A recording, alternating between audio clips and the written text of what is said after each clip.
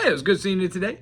Hey, I'm going to put on a little backing track here, and I want to explain modal theory just through the eyes of one track. Now, this is best suited by putting on a backing track that maybe has two chords. So if you find one on the internet that's like 90 beats per minute, and it has, I don't know, it's in the key of G, and it just maybe does like G to D, G major to a D.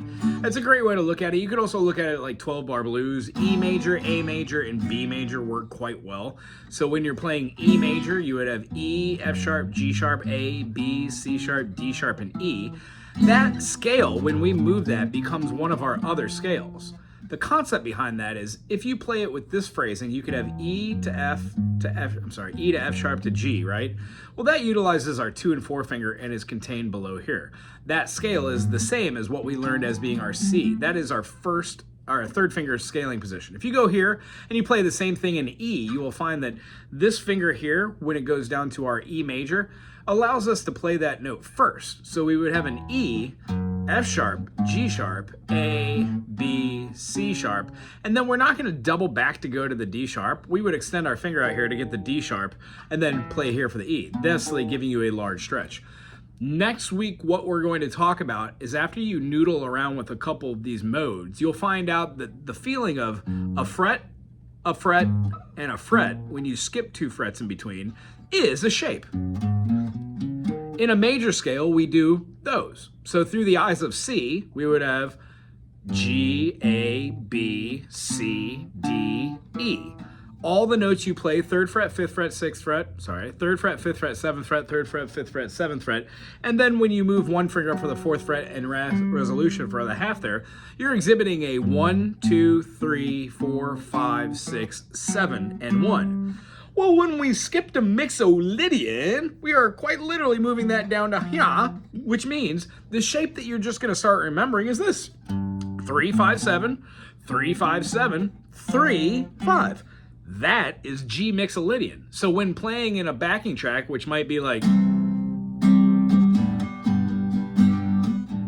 C major to G, all the notes that you would play in this are composed of those notes all over the fretboard, no matter where you go. See how I naturally went to the 7th there rather than the minor 7th?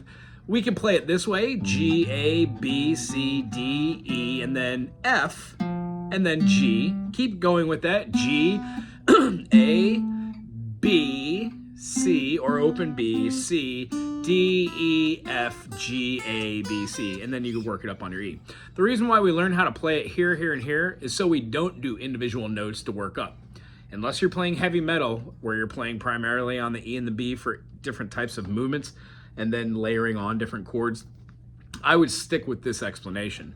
Anywhere that you do that. Now here, C, D, E, F, G, A, B flat, C, D. See how it works?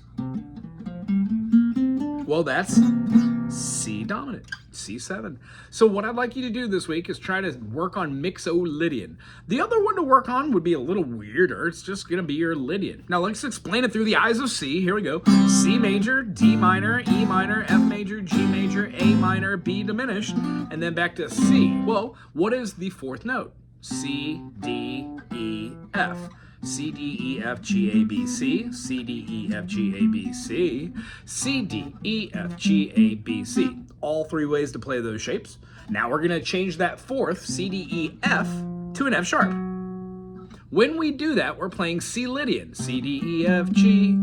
Well, if we played that from the 1, the G, G, A, B, C, D, E, F sharp, G, it would just sound perfect. Well, G major, G Ionian, A Dorian, B Phrygian, and then C Lydian. Therefore, C Lydian makes sense in the key of G. However, in the key of C, we have F Lydian, C, D, E, F.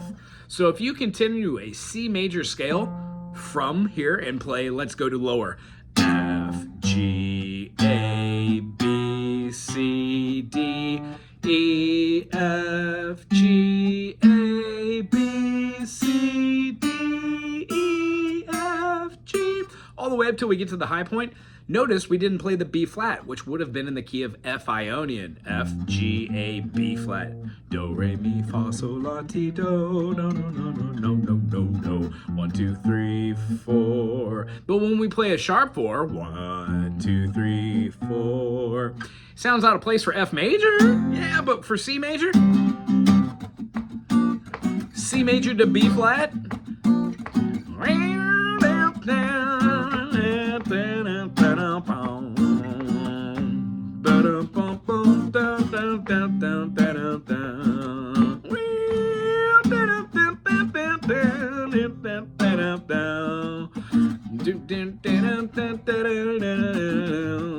That's the background. I'm just doing a melody, but the feeling I have relates to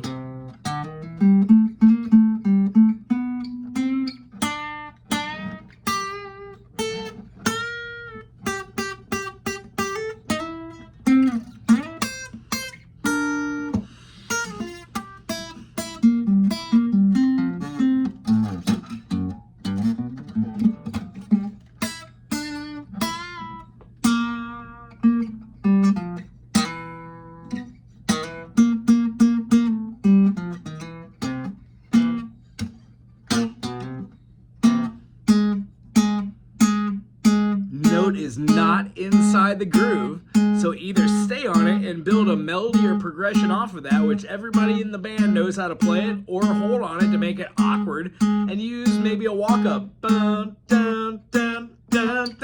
Go back to it, build that tension on a single note.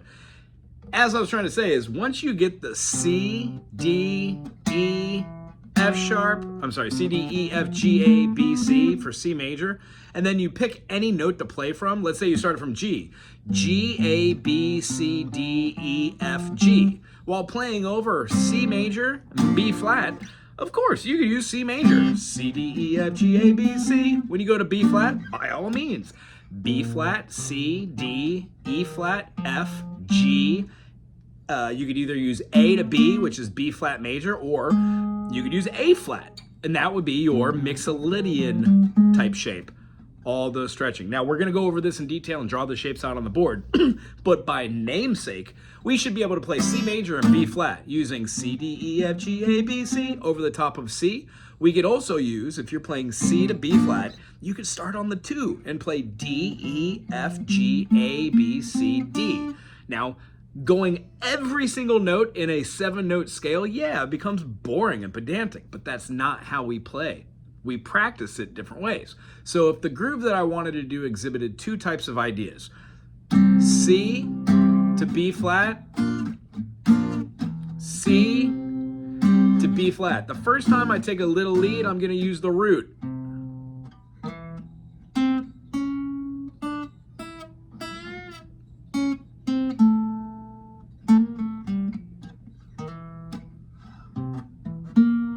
But I changed that 7, and now I'm in Mixolydian. So you learn shapes like this one to this one to that one, which looks like a huge big old D7, but we play right here, and it is the same tone as your C7 that you know. So we line up kind of feeling like maybe like a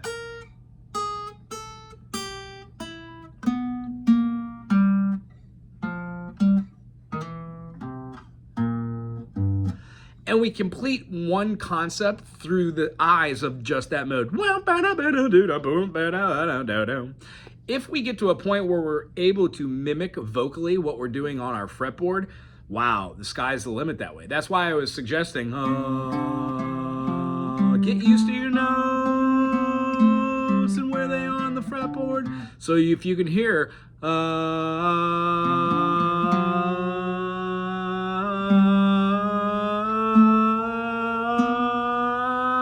you could blend your voice with minor seconds or half steps, but then become very comfortable with hearing like 1, 1, 1, 7, and work your way through all of them. 1, 7, 7, 6, 6, 5, 5, 4, 3, 3, 2, 2, 1. 1, 1, 1, 7, 1, minor 7, 1, major 6, 1, minor 6, 1, 5, 1, flat 5, 1, 4, 1, 3, 1, flat 3, 1, flat 2, oh, I forgot, 2, 2, flat 2, 1. Going through each one of those notes chromatically helps us to adjust to where they are in juxtaposition to each other. So, last thing I'm going to leave you on is if we were to do a practice track and throw something on here like, I don't know, you said you were doing blues? I can't remember. I think minor blues. How about like major blues this time then? Hey, jazz. Let me turn it into something a little less jazzy. Throw in an organ so we can hear it. A little too much organ. Sorry. How about Leslie? There we go. And I'm going to turn this into just, just keep it here. This is fine. How many times is this on 3? So if I was going to be in the key of E7 to A, E7, A7, back to the E7. So we're just going back and forth. What I would do is I would see the 7th chord as being a telltale sign to start using some dominance. 1, 2, 3, 4, 5, 6. Open would be our flat 7, our minor 7, our diminished 7. So that is the note D that I would use. Just like when you play the E major and you put the D, that's why that one note's important. Well, now what are your half steps? So if I'm playing this E,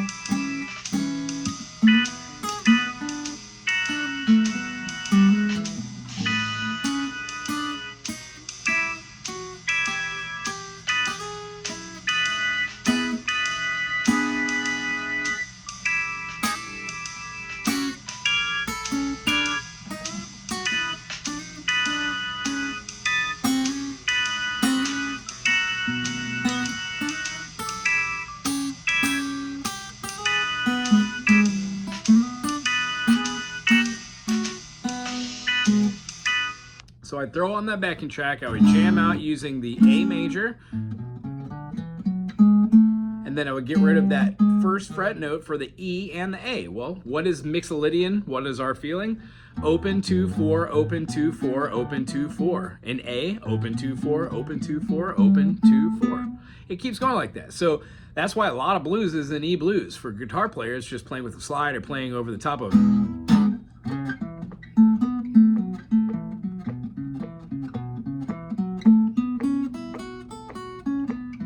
Becomes a little pentatonic and a little bit mimicky. But here's what I want to leave you on.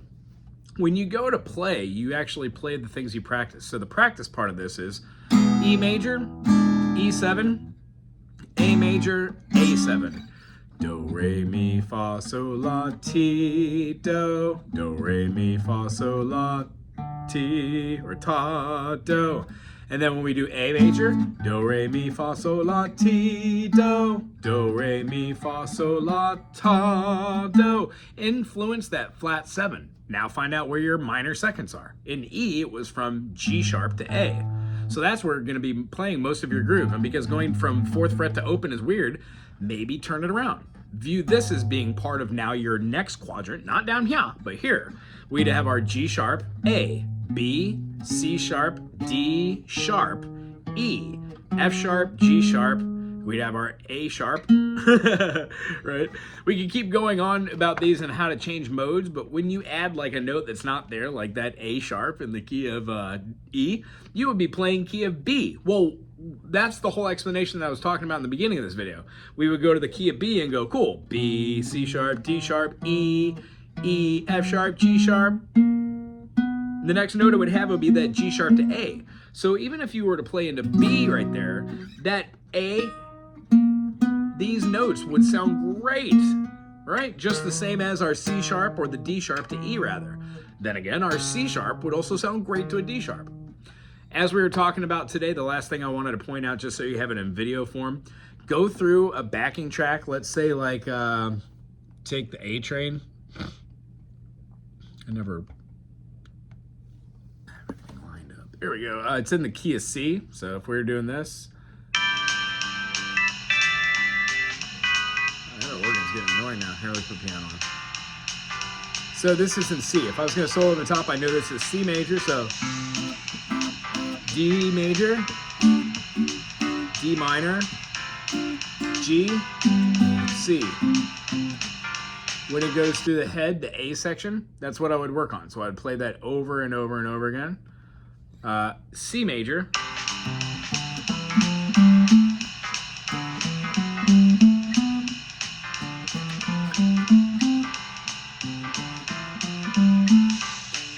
C major. D Mixolydian. D natural minor. G major. Into C major. Pentatonic. Use the 7th. Minor pentatonic. When going over this, the next thing I would express is the relative minor. So over the top of the C's, I would be playing A minor. Over the top of the D, B minor. On top of G, E.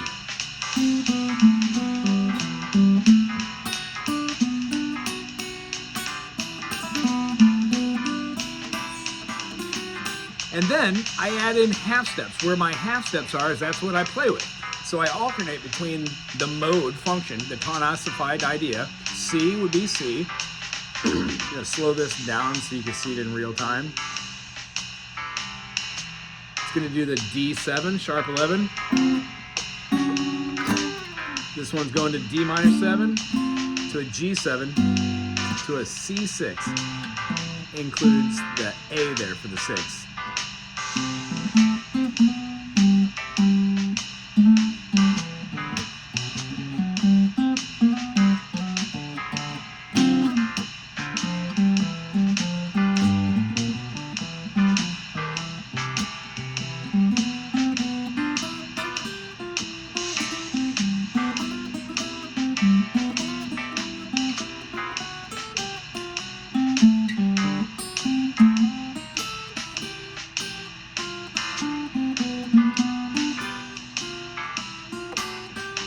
What I'm doing right now is just fluctuating between the different things like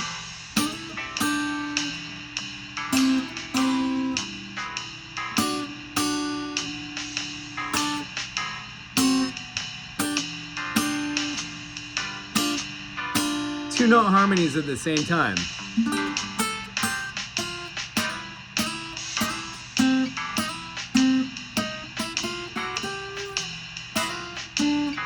If it's wrong,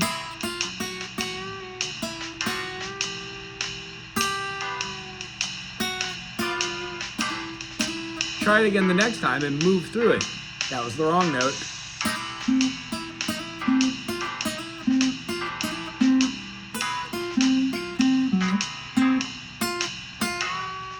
Fun.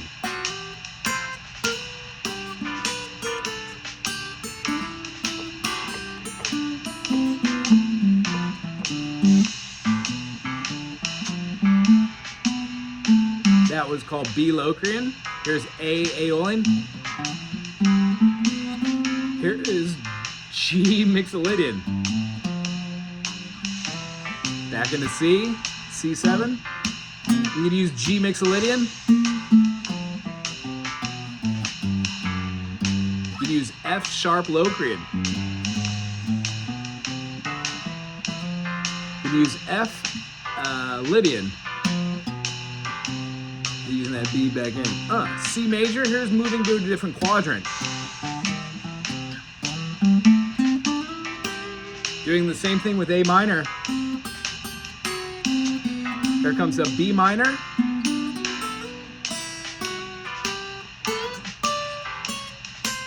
Half step, exhales. Moving different patterns.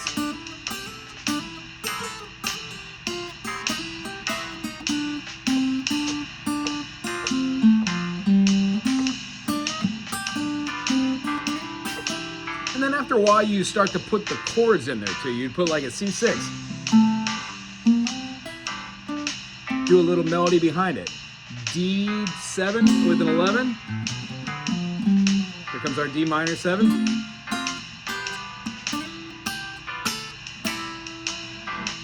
Move it all the way up to a different quadrant.